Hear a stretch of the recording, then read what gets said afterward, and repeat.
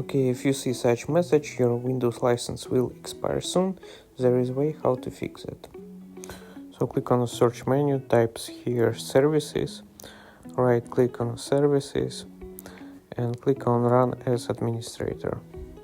Here you need to search for a Windows license manager. So scroll down and search for it. So right click, here startup type, select on disabled, click on stop, then click on apply and okay. After that close the window. Now click on search and type CMD. Right click on CMD and select run as administrator. Here you need to enter a command what you can see on the screen.